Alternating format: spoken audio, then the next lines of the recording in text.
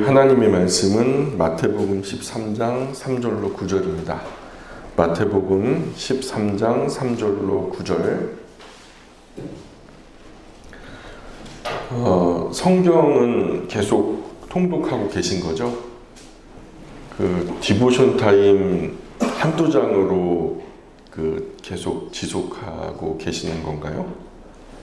보통은 우리가 하루에 한 10장 정도는 읽으셔야 좀 성이 차는데, 그죠?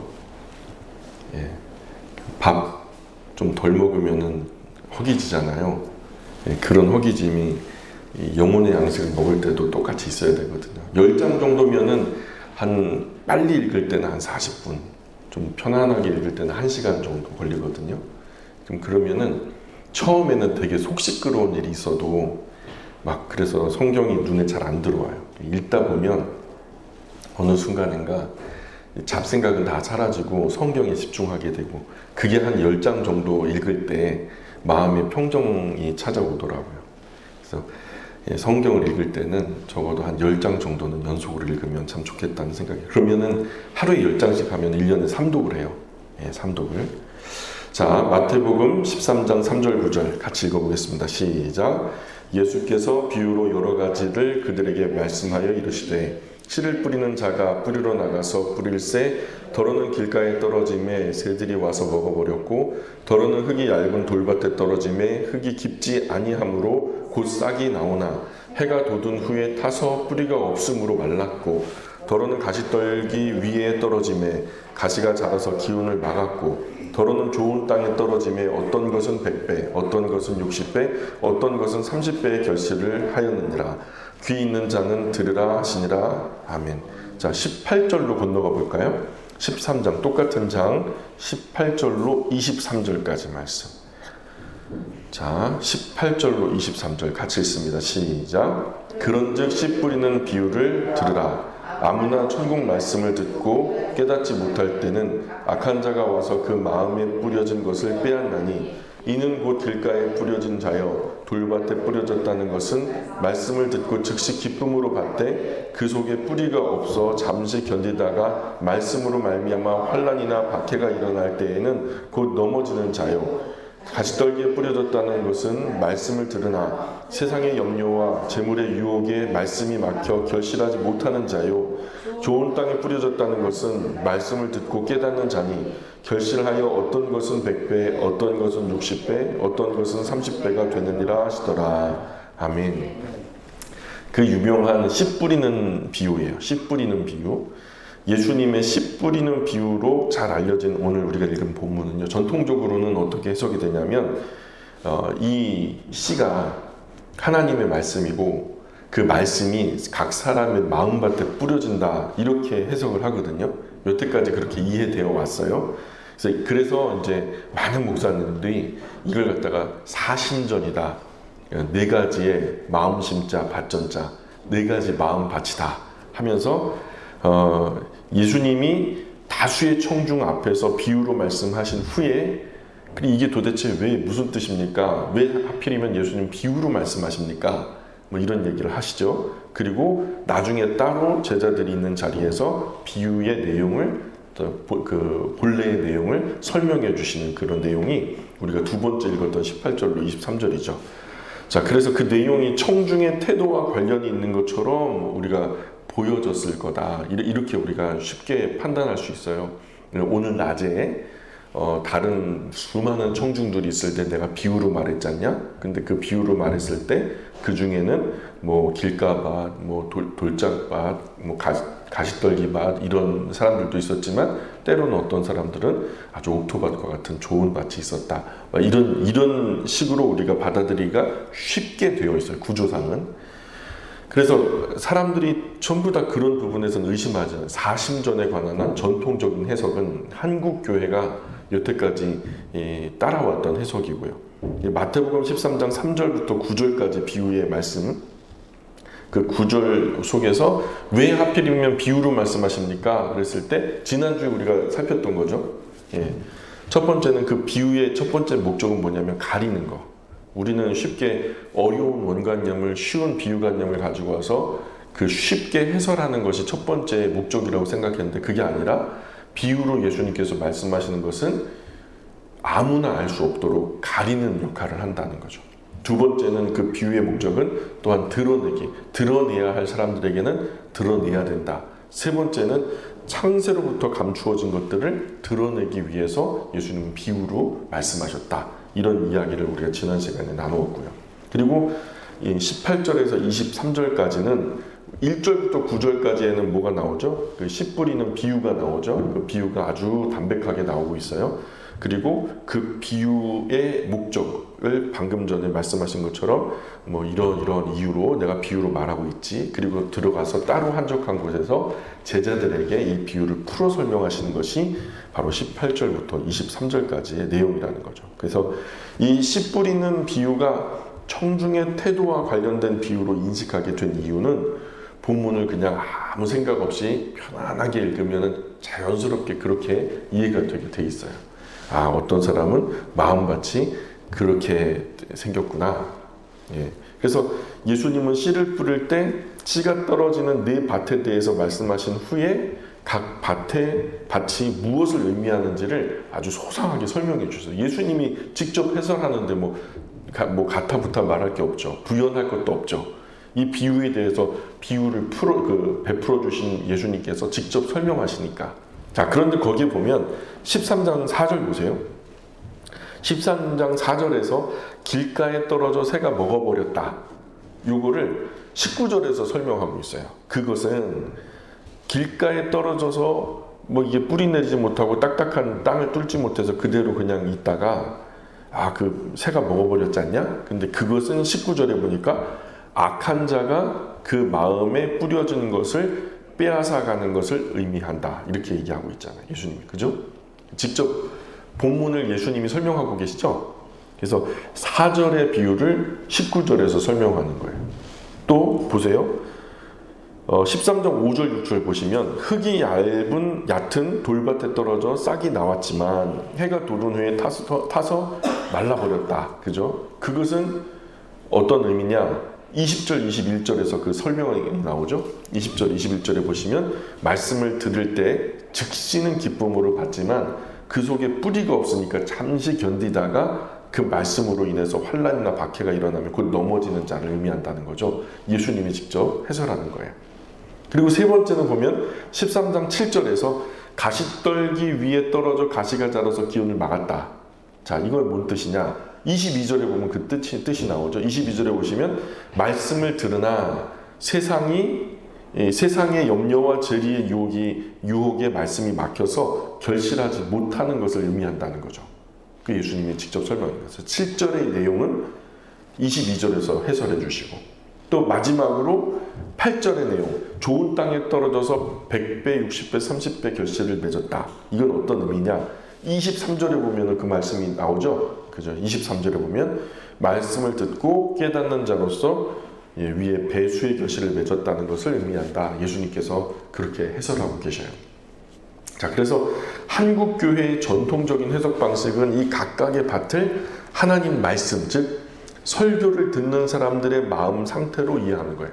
하나님의 말씀이 선포된 그 말씀이 각 사람들에게 들려졌을 때 그 각 사람들의 마음밭이 그 하나님의 말씀을 어떻게 받아들이는가에 대한 그런 이야기로 이해를 했단 말이죠. 그래서 길가 같은 마음밭을 가진 사람은 설교 들을 때 곧 잃어버린다. 돌짝밭 같은 마음을 가진 사람은 잠시 견디는 것 같지만 환난으로 인해서 넘어지고 만다. 가시떨기밭 같은 마음 가진 사람은 염려 때문에 결국은 결실하지 못한다. 그리고 이제 마지막으로 좋은 마음밭을 가진 사람은 말씀이 풍성하게 결실을 맺는다. 이것이 이제까지 그리스도인들이 통상적으로 이해해온 한국교회 전통적인 해석 방식이라는 거예요. 여기다가 제가 좀 파문을 던지려고 해요. 조금 딴지를 걸어보려고 해요. 여기서 더 이상 뭐 어떤 의미가 있겠냐 싶지만 사실은 우리가 성경을요, 하나님이 우리에게 수여주시는 수여자의 입장에서 이 말씀을 바라볼 땐 사실 이게 그런 뜻이 아니에요.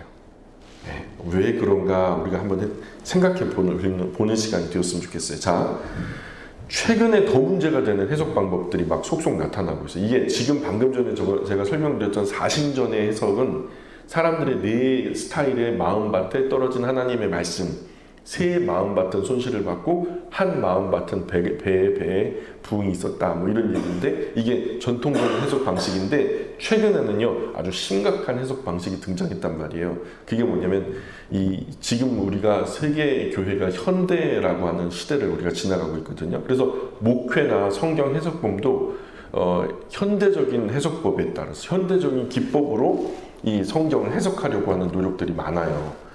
일부 뒤에 좀 도움이 되기도 하지만 많은 경우에 우려가 될 만한 사실들이 있거든요. 그래서 목회 방법이 주로 기업 경영하듯이 경영학적이고 마케팅적인 마인드로 성경조차도, 목회도 성경도 그렇게 접근을 하고 있거든요. 성경 해석하기에 있어서는 전통적인 해석 방법을 버리고, 이거 우리가 너무 많이 들어왔다, 너무 이제 진부하다, 뭐 첫 마디만 목사님이 딱 얘기 나오는 순간 끝 결론까지 우리가 다 알아버리니까 이건 더 이상 우리에게는 큰 의미가 없다, 막 이렇게 하면서 뭔가 새롭고 더 효율적이고 좀 뭔가 행동이 달라질 만한, 그래서 이 교육학적인 접근법 또는 심리학적인 접근법, 상담학적인 접근법으로 이것을 보려고 하는 추세가 있어요. 그래서 최근 교회 안에 이루어지고 있는 이 주류 목회 방법, 세련됐다, 외국에서 뭐 좀 배우고 왔다라는 목사님들이 주로 뭐 내적 치유라든가 목회학 상담이라든가 여러 가지 스타일로 이 말씀을 해석하려고 하거든요.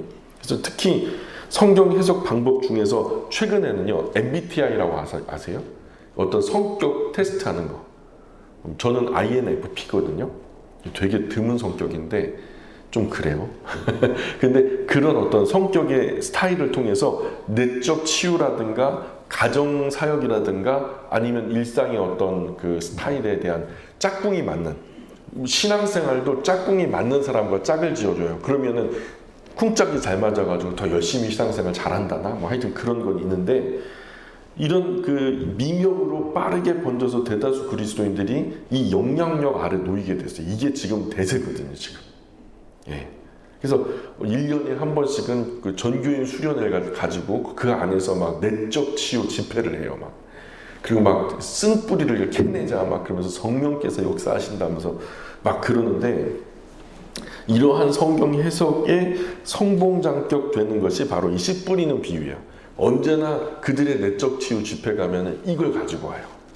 그래서 실제로 이 비유를 주제로 쓰였던 책 중에 프레임을 벗어난 경우는 아직까지는 제가 못 봤어요. 이런 어떤 상담학적으로, 교육학적으로, 아니면은 뭐 내적 치유의 스타일로 이것을 말씀을 해석을 하는데, 인터넷에서도 그거 지금 치면 씨 뿌리는 비유 하면은요 내적 치유 스타일 또는 목회 상담학적인 스타일로 이것을 어떻게 설명하는지가 많이 나와요. 그런데 인터넷을 켜고 무작위로 씨 뿌리는 비유에 대해서 검색해보면 그 결과가 어떻게 나오냐면 인기 있게 인용되고 많은 분들이 퍼가고 또 나누는 그런 그 성경 그 해석들이 나오거든요. 그러면 가장 많이 인기 있게 퍼나르는 것을 보면 뭐가 있냐?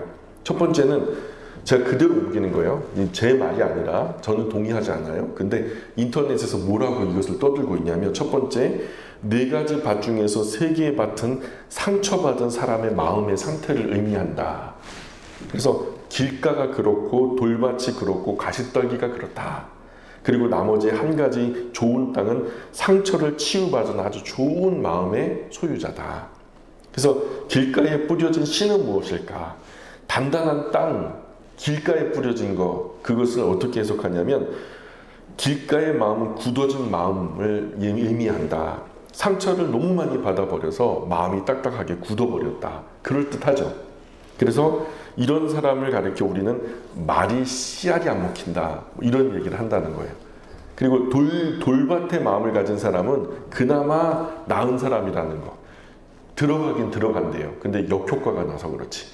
비록 돌이 다른 사람에게 거침이 되기도 하지만 돌도 돌을 나름이다.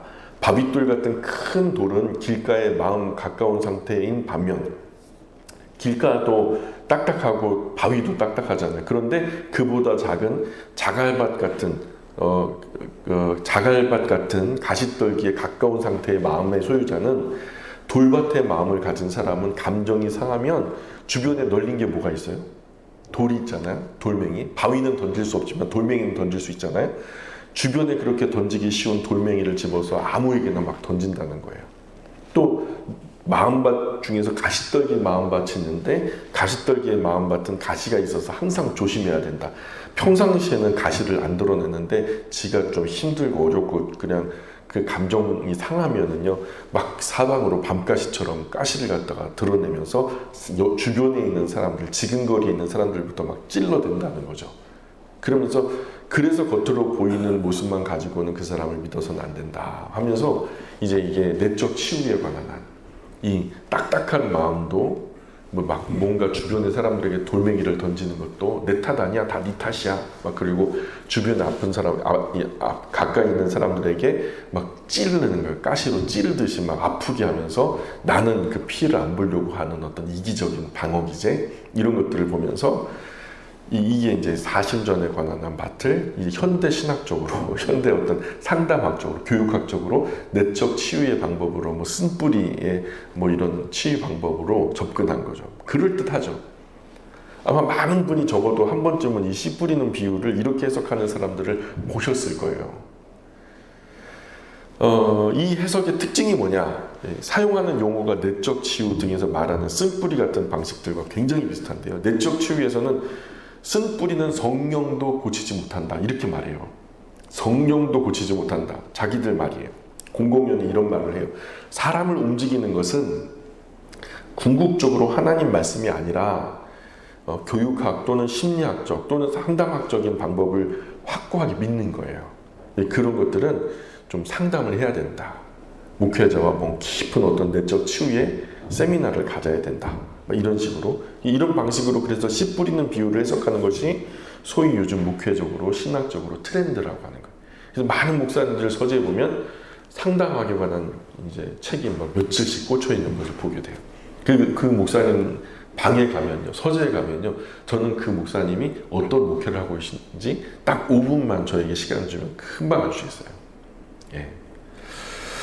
자, 그런데 문제는요, 이런 해석의 문제는 뭘까요?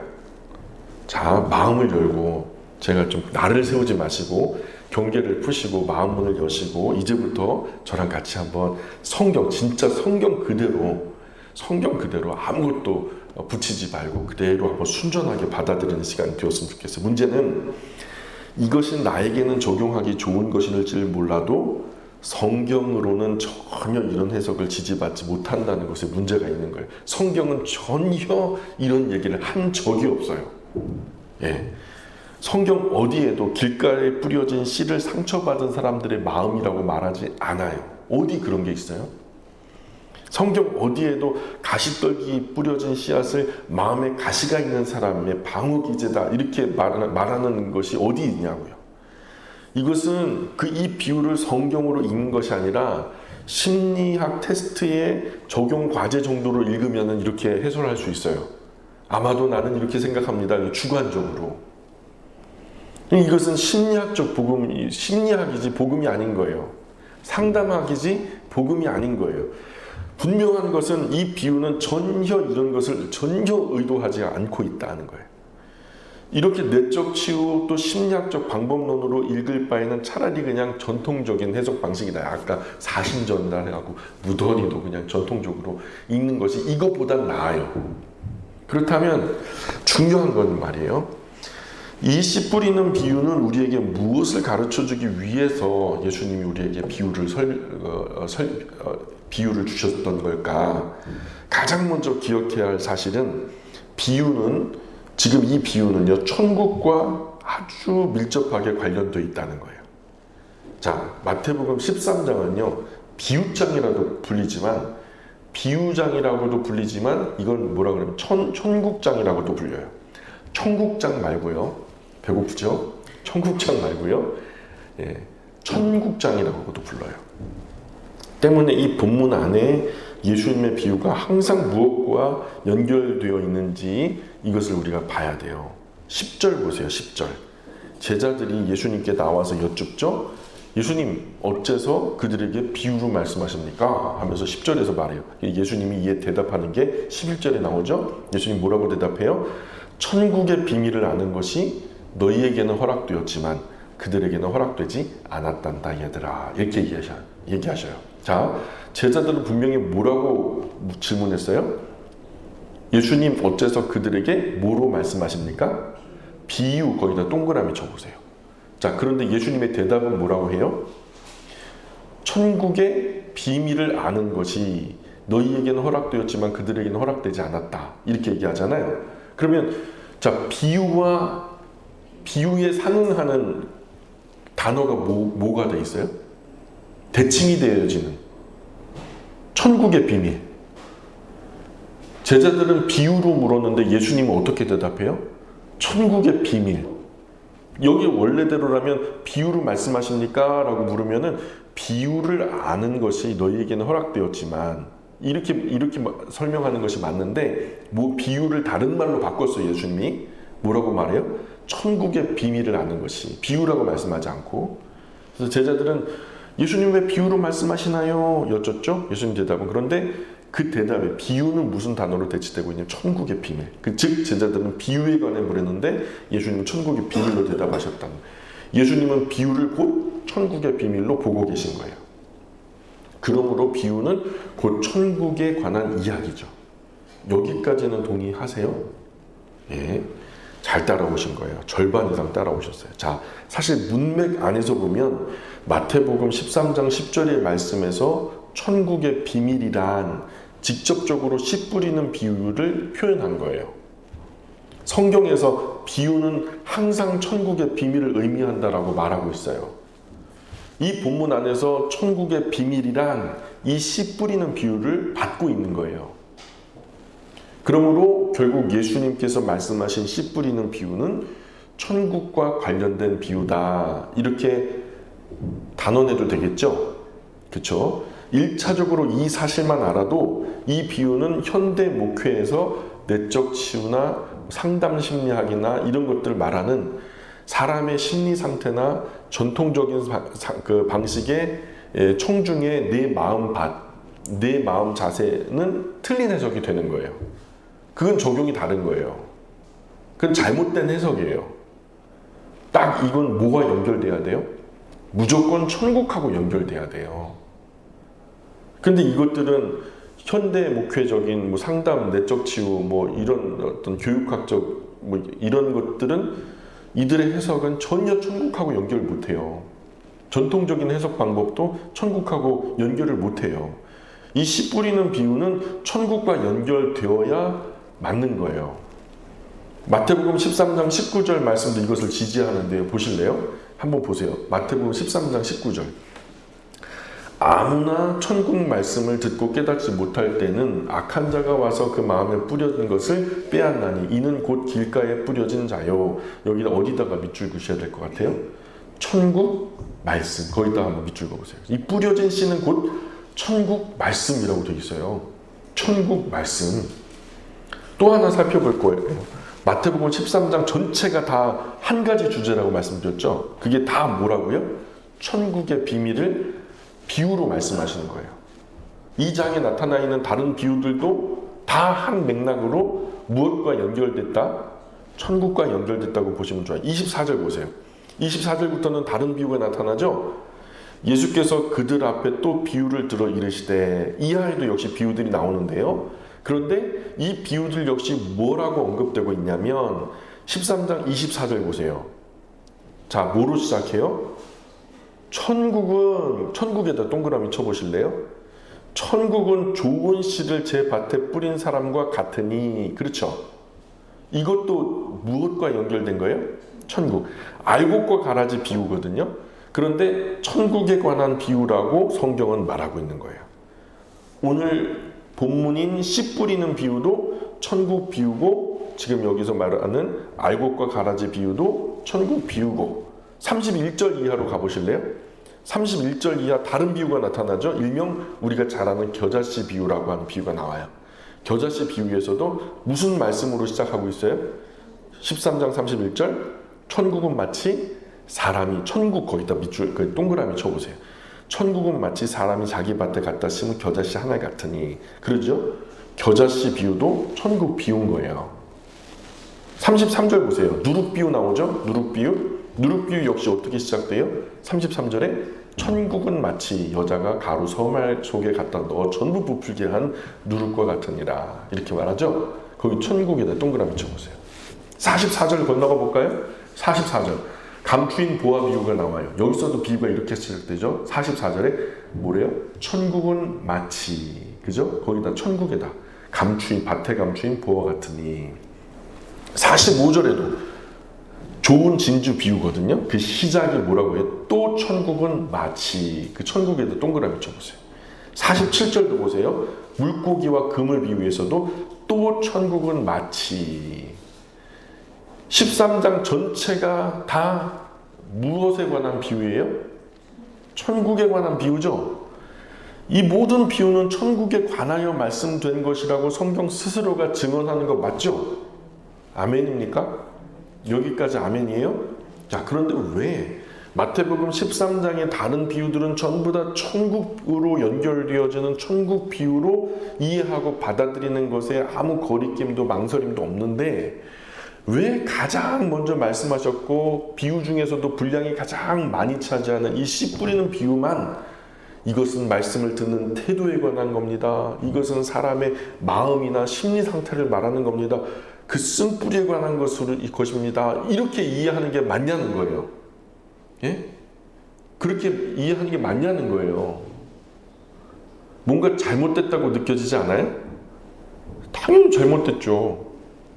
씨 뿌리는 비유도 천국 비유여야만 해요. 씨 뿌리는 비유는 우리의 생활과 연결된 것이 아니에요. 하나님 나라의 속성은 어떤 것인가를 우리에게 이해시키기 위해서, 바르게 하나님의 나라를 비춰 보여주기 위해서 기록된 말씀이 바로 마태복음 13장 전체란 말이에요. 그러므로 우리는 이 비유가 천국에 관한 비유라는 전제를 가지고 읽어야 돼요. 이런 전제로 씨 뿌리는 비유를 읽을 때 이 비유가 우리에게 가르쳐주는 내용은 무엇일까? 자꾸 머릿속에는 무엇과 연결을 하려고 노력해야 돼요? 천국하고 연결하려고 노력을 해야 돼요.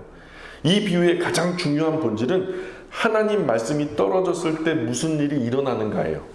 하나님 말씀이 떨어졌을 때, 천국 말씀이 떨어졌을 때 무슨 일이 일어나는가. 먼저 천국 말씀이 뿌려졌어요.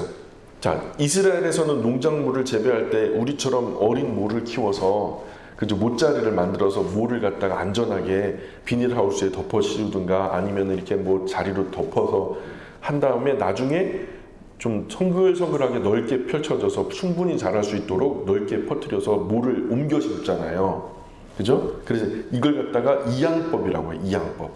어린 모를 막 한꺼번에 키우다가 안전하게 그걸 갖다 넓게 어느 정도 자라서 죽지 않을 만큼 건강해지면 이양법을 통해서 이제 우리가 옮겨 심는데, 그곳은 전혀 그렇지 않아요. 그냥 밭에다가 씨를 뿌려요.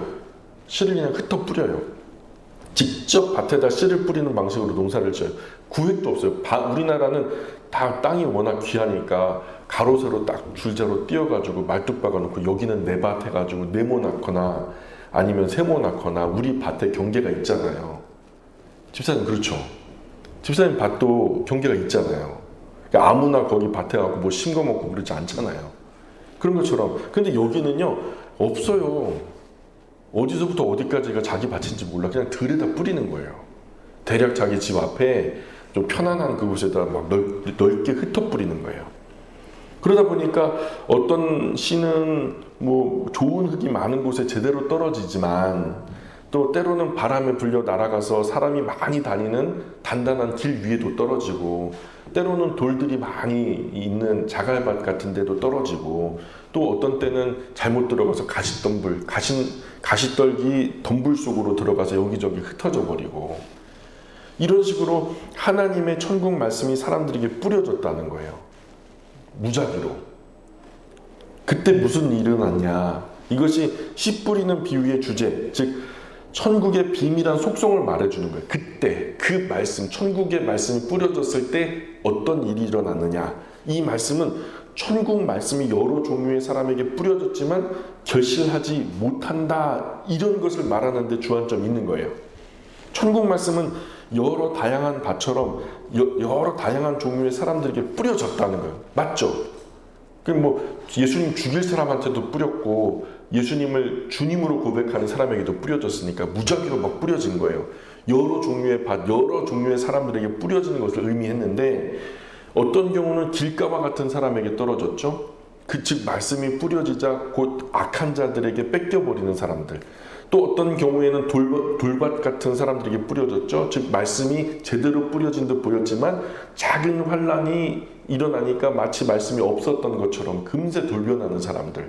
또 어떤 경우에는 가시떨기밭 같은 사람들에게 뿌려졌죠. 이 사람들은 온갖 세상 걱정들 때문에 천국 말씀 결실하지 못하는 사람들. 이 각각의 예들이 우리에게 보여주는 것은 무엇일까? 천국 말씀이 사람들에게 뿌려졌지만 결실하지 못한다는 거예요. 천국 말씀이 사람들에게 뿌려졌지만 결실하지 못한다. 실제로 예수님 오셨을 때 예수님을 통해서 많은 사람이 천국 말씀 들었죠. 하지만 이들 중에서 주님을 믿고 따랐던 사람들은 그리 많지 않았다는 거예요. 천국 말씀이 선포됐지만 실제로 이 말씀에 반응하는 사람들은 극히 적었다는 거죠. 예수님 사역 이후 많은 사람은요, 예수님을 구주와 주님으로 영접했어요. 맞습니까? 그죠? 많이 영접했죠. 그러나 예수님이 십자가 고난을 당하시고 죽어버려요.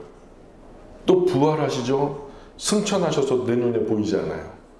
이 사복음서가 쓰여질 당시에는요, 예수님 믿는 사람들은 그냥 잡아 가두는 거예요. 그냥 길에서 너 예수 믿어? 그러면 거짓말 못하니까 이거 신앙을 위반하는 배교가 되니까, 또 그리스도인들은 거짓말 못하니까 침묵하든지 아니면 저 예수님 믿습니다 하면서 돌맞아 죽거나 그랬거든요. 그러니까 엄청나게 많은 핍박에 직면하게 돼요. 여러 사람이 갇혔고 여러 사람이 고난을 당해요. 때때로 여러 사람들이 죽음을 당하기도 했어요. 아주 개죽음 같은 비참한 죽음을 당하기도 했죠. 그나마 믿고 있었던 이들이 다시 과거 유대교로 돌아가기도 하고, 아예 신앙을 이런 거 믿어서 뭐해 하면서 포기해버리기도 하고, 그런 시절에 이 비유는 더 절절하게 다가왔을 거예요. 이러다가 우리 다 끝나는 거 아니야? 우리 다 망하는 거 아니야? 그나마 믿던 김 집사님도 신앙 포기해버리고, 저희 최 집사님은 감옥에 gat혀있고, 우리 송 장로님은 순교해버리시고, 이제 남아있는 사람이 몇 명 없네? 어떡하지? 이러다가 우리 다 망하는 거 아니야? 이대로 끝나는 거 아니야? 마치 뿌려진 네 알의 씨앗 중에서 세 알의 손실을 보고 한 알만 덩그러니 남겨지는 큰 서글픔 같은 것들을 느꼈을지도 모를 일이죠. 그러나 그 남아있는 한 알의 씨앗이 30이 되고 60이 되고 100이 된다는 거죠.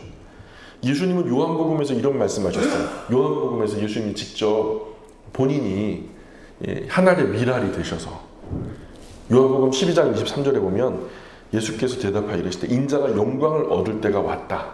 내가 진실로 진실로 너에게 이른다. 한 알의 밀이 땅에 떨어져 죽지 않으면 한 알 그대로 있고 죽으면 많은 열매를 맺느니라. 그러니까 예수님은 한 알의 밀알이 되신 거예요. 땅에 떨어져서 죽는다는 거죠. 그로 인하여서 한 알의 밀알이 썩어져 죽으니 수많은 밀알들이 막 올라오더라는 거예요. 이게 하나님 나라다라는 거죠.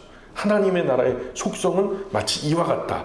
하나님의 나라는 우리가 표면적으로는 손해보고, 하나님의 나라는 표면적으로는 쇠하여져서, 하나님의 나라는 곧 문 닫아버리고 망해버릴 것 같이 보여도, 하나님의 나라는 결국엔 손해보는 일이 없다. 하나님의 나라는 결론은 풍성함이다. 어떤 사람들은 예수님 말씀 듣자마자 곧 바리새인과 서기관들의 책략에 휘둘려서 속아서 그냥 다시 돌아가 버려요. 어떤 사람들은 예수님 말씀 들을 때 고개를 끄덕여 보이다가도 염려가 생기니까 곧바로 주님을 배신하고요.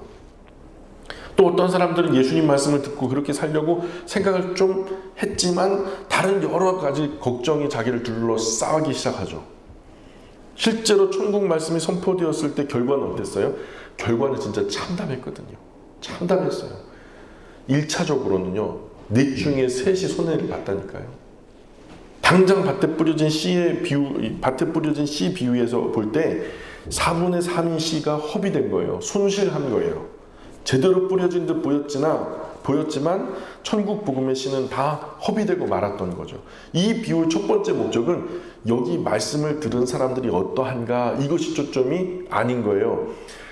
천국 말씀이 선포되었지만 그 밭에 전체적으로 크게 뿌려졌지만 대다수 사람이 이 천국에 동참하려 하지 않았다는 거예요. 잘 들어보세요. 잘 들어보세요.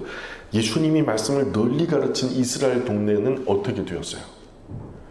예수님이 직접 살아계시면서 3년 동안 공생애를 걸치면서 예수님의 입술로 직접 발로 땅을 딛고 그들 앞에 서서 직접, 제가 마이크를 들고 있지만 예수님이 직접 그들 앞에서 서서 주님의 복음, 천국 복음을 전했잖아요. 자, 예수님으로 인해서 그 동네가, 그 나라가 흥왕하고 복음으로 넘쳤어요? 아니거든요. 그러지 않았어요. 그들은요, 예수님을 조롱했어요. 나중에는요, 잡아서 죽여요. 예수님을. 진실로 이 비유의 내용과 똑같아요. 수많은 사람에게 천국 복음의 씨가 뿌려졌지만 아무도 듣지 않아요. 아무도 이 복음에 반응하지 않았어요. 천국 복음은 배척되었고 뿌려진 씨들은 모두 열매 맺지 못하게 된 것처럼 보였고 허비된 것처럼 보였고 손실받은 것처럼, 이것이 바로 밭에 뿌려진 씨의 진실이에요. 그러므로 우리는 이 허비된 씨들을 보면서 절망하기 쉽죠. 세상 바라보면 정말 이렇게 여겨져요. 천국 복음이 뿌려졌잖아요. 이제 복음이 뿌려졌으니 하나님의 뜻이 선포되었으니 곧 승리할 거라고 생각하세요? 그러나 결과는 아주 참담해요. 하나님 말씀은 땅바닥에 내동댕이 쳐졌고요. 하나님의 아들로 오신 하나님은 도리어 사람들에게 신성 모독자라고 하면서 오명을 뒤집어 쓰고요. 오히려 강도와 죄수와 같이 십자가에 달려서 죽임을 당해버리죠. 천국 말씀이 뿌려졌지만 그 결과는 썩어져 버린 미랄처럼 진실은 참담하게 그지없었죠. 대부분의 사람이 하나님 말씀을 받아들이지 않은 거죠. 우리는 여기에서 아주 중요한 사실을 발견하게 되죠. 뭐냐? 하나님의 복음은 뿌려졌지만 사람들에게는 환영받지 못한다는 거예요. 하나님의 나라는 원래 그래요. 우리 시대는 다를까요? 하나님의 말씀이 좀 뿌려지면은, 그때는 그랬지만 지금은 오해를 많이 풀고 쌍수 들고 환영할까요? 예수님 곧 하나님의 아들 하나님은 세상에 오셨지만 환영받지 못했어요. 예수님의 오심으로 이 땅 위에 하나님의 나라가 임했지만 이 하나님의 나라는 환영받지 못했어요. 이게 진실이에요. 이게 진실이에요. 동서 복음을 막론하고 하나님 나라 복음의 속성이 무엇일까요? 그거는 환영받지 못한다는 거예요. 세상 나라 가운데서는 환영받지 못해요. 이것이 시대가 지났기 때문에 우리는 그렇지 않을 거야? 아니에요. 지금도 그래요. 안타깝게도 지금 우리들의 시대도 마찬가지예요. 복음이 널리 전해지고 있지만 현실적으로 환영을 받지 못해요. 씨가 뿌려졌으므로 열매를 맺는 것이 당연한 일일 터인데 실제로는 뿌려진 씨는 대부분 허비돼요. 다 손해봐요.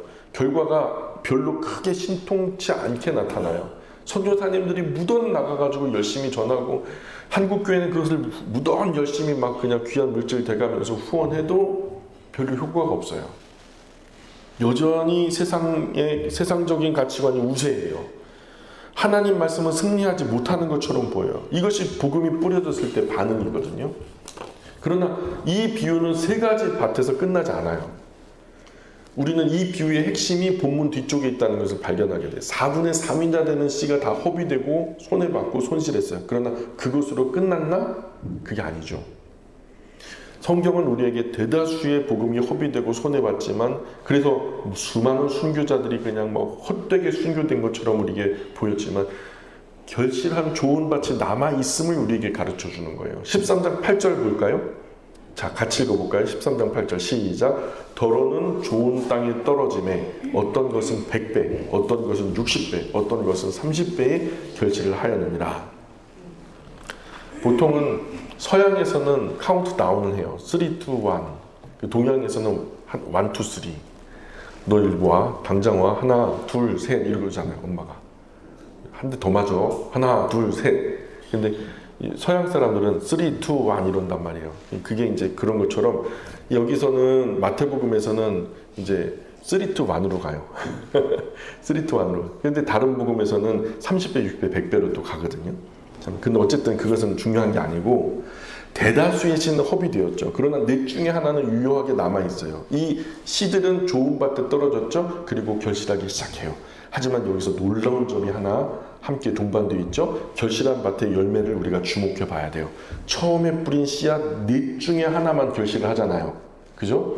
넷 중에 하나만 결실하는데 원래 뿌린 씨가 다 결실했다면 넷 중에 넷이 결실했을 거예요. 그렇다면 좋은 밭에 뿌려진 씨가 손해를 만회하려면 4배만 결실하면 돼요. 1이 넷만 되면은요 손해 안 봐요. 그러나 성경은 이 배척받은 복음의 씨가 넷 중에 하나만 결실했지만 그것이 4배만큼 결실을 해서 손해보지 않았다라고 말하는 게 아니라 23절에 이 씨가 얼마나 자랐다고요? 8절에 23절에 똑같이 말하는데 어떤 것은 100배, 어떤 것은 60배, 어떤 것은 30배 결실했다. 좋은 땅에 뿌려진 것은 손해본 만큼만 결실하지 않았죠. 오히려 최소 30배예요. 그 60배 일반적으로. 많게는 100배 결실을 맺기도 했다는 가히 폭발적인 거죠. 근데 그 하나가 또 하나가 되면은요. 이걸 기하급수적으로 늘어난다 하는 거예요. 하나가 100이 되는데 그 100알 중에서 25알이 또 남는다면 25알이 또 100알을 열매 맺는다고 하면 이렇게 늘어나는 것을 승가 법칙이라고 그래갖고 이건 기하급수적으로 우리가 헤아릴 수 없을 그런 모습으로 늘어나는 것. 이것이 우리는 앞에서 이 천국 복음의 놀라운 속성을 깨닫게 돼요. 이 천국 복음이 처음에는 배척되었다는 말씀을 들었죠. 이런 것들을 보고 이런 일을 보고 듣는 것은 정말 힘들고 슬픈 일이죠. 주님은 많은 사람들에게 배척당하셨죠. 그러나 우리는 이 패배처럼 보이는 사실 뒤에 너무나 놀라운 반전의 결과가 있다는 것을 보게 되는 거예요. 우리가 생각할 때 하나님 나라는 힘없이 맥없이 맥도 못 추고 처참하게 패배하는 것처럼 보였어요. 사람들에게 배척당하고 핍박받다 죽어 없어질 것처럼 여겨졌죠. 그러나 예수님께서 가르쳐 주신 하나님 나라의 속성은 비록 적은 수의 사람이 하나님 말씀을 들었을지 모르지만 적은 그들은 모든 사람이 말씀을 들었을 때보다 훨씬 더 강력하고 훨씬 더 폭발적이고 막 생육하고 번성하죠. 자라고 성숙하고 번성한 이걸 뭐라 하냐면 생장한다라고 말해요. 생명 있는 것은 성장해요. 생명이 없으면 하나 그대로 있어요. 더 이상 뭐 자라날 것도 없고요. 생명이 있으면 자라나고 번성해요. 생장한다는 말이에요. 그래서 하나님의 나라는 생명력이 있는 생장하는 나라예요. 마치 유기체와 같이 무럭무럭 자라나 번성하는 거예요. 이 비유가 보여주는 하나님 나라 속성은 비록 적은 사람에게만 의미를 남겼지만 하나님 천국 복음이 아주 극히 적은 소수의 사람들에게만 의미가 되지만 하나님의 나라는 결코 쇠약해지지 않았다는 거예요. 이 비유가 보여주는 하나님 나라 속성은 비록 천국 복음이 배척받는 것처럼 보이지만 하나님의 나라는 결코 패배하거나 손실보거나 쇠하여지지 않는다는 거예요. 세상 나라들은 결국 어떻게 돼요? 우리 찬송에도 세상 나라들은 멸망받으나 예수 교회 영영 왕성하리라. 아멘입니까? 세상 나라들은 결국 망하고 말아요. 하나님의 나라는 결코 없어지지도 쇠하여지지도 않아요. 많은 사람이 기독교 초기 박해 시절에 로마 황제 250년간 10번의 박해를 통해서 순교당하고 박해당하고 갇히고 서른당하고 땅굴 파고 들어가고 그러다가 곧 없어질 것으로 생각했거든요. 많은 사람으로부터 기독교가 배척을 당하니까 천국 복음은 곧 사라질 것이고 세상 그 누구에게도 기억되지 못할 언제 한번 있었던 참 우울한 종교 정도로 기억하고 그냥 잊혀져 버려. 그러나 그에 비해서 로마 제국의 영광은요 영원할 것 같았어요. 그러나 지금 로마 제국이 있어요, 없어요? 없어요. 천년왕국도 그냥 사라져 버렸어요. 로마가 천년 갔거든요. 그 영광도 어디서 찾아봐요? 없어요. 그러나 하나님의 나라는 죽었어요, 죽지 않았어요? 죽지 않았어요. 쇠하지도 않았어요. 지구를 한 바퀴 돌았다니까요. 예? 지금도 결실하고 있어요. 비록 지금 소수의 사람에게 생명력이 나타나고 있긴 하지만 그 소수에 의해 유의미한 열매가 그 의미가 되는 복음이 30배, 60배, 100배로 지금도 자라나고 있어요. 이와 같은 천국 속성이 그 뒤에 나타나는 겨자씨 비유, 누룩 비유에도 등장하죠. 천국은 마치 참깨보다 더 작은 겨자씨처럼 처음에는 먼지처럼 보여요. 그런데 이게 땅에 떨어져서 싹이 나고 잎이 나고 열매가 되니까 나중에는요, 이 성장한 큰 나무처럼 보이더라는 거예요. 말을 탄 사람이 그 나무 아래로, 겨자 나무 아래로 고개도 숙이지 않고 말을 탄 채로 그냥 지나갈 정도로 큰 나무가 되더라는 거예요. 마치 하나님의 나라는 이와 같다. 그래서 자루 속에 누룩이 전부 부풀게 되는 것처럼 이것이 바로 이 씨 뿌리는 비유가 보여주는 하나님 나라의 천국 속성. 그러므로 우리는 이 씨 뿌리는 비유를 읽을 때 이걸 갖다가 사람의 어떤 내 마음의 상태, 사람의 심리 상태나 아니면 설교를 듣는 청중의 태도를 가르치고 있다고 생각하면 돼요, 안 돼요? 우리가 씨 뿌리는 비유를 딱 들을 때 처음으로 떠올라야 하는 단어는 뭐예요? 천국, 그죠? 천국이에요, 천국. 그게 맞는 거예요. 하나님 나라, 곧 천국의 속성이 무엇이라고 성경이 말씀하는지 그 성경의 본질적인 주님의 목소리에 귀를 기울여야 돼요. 그게 바른 방향이에요. 이렇게 할 때 우리는 여기서 놀라운 사실들을 발견하게 돼요. 지금 이전까지 발견하지 못했던 더 크고 놀라운 비밀한 일들을 우리가 보게 될 거예요. 현재 우리의 신앙과 하나님 말씀이 배척받을 수 있어요. 그죠? 우리 개인의 신앙도 그럴 수 있어요. 내가 하는 이 신앙의 노력들이 속된 말로 헛짓거리 같고 그냥 손해보는 것 같고 그저 그냥 나만 절망하다가 나만 노력하다가 무의미한 헛짓거리로 그냥 무너져 버릴 것 같은데 그렇게 10년이 지나고 20년이 지나니 신앙 없었던 내 남편이 내 옆에서 같이 눈물을 흘리며 찬송 부르고 있고, 그죠? 하나님의 나라는 손해보지 않는다니까요.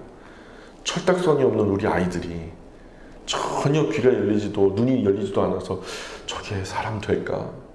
저게 정말 하나님을 알 수 있을까? 싶다가도 절망하지 말아야 할 이유는 저와 여러분에게는 천국 복음이 있다는 거예요. 반드시 하나님은 망하지 않아요. 쇠하지도 않고 손해보지 않는다는 거죠. 반드시 승리할 하나님 나라 편에 서시기를 축복합니다. 이것이 씨 뿌리는 비유가 우리에게 목이 터져라 강조하는 본질이에요. 우리 주님도 그렇게 사셨고요. 오늘 여기까지 할까요? 기도하겠습니다. 씨 뿌리는 비유를 통해서 하나님의 음성을 듣습니다.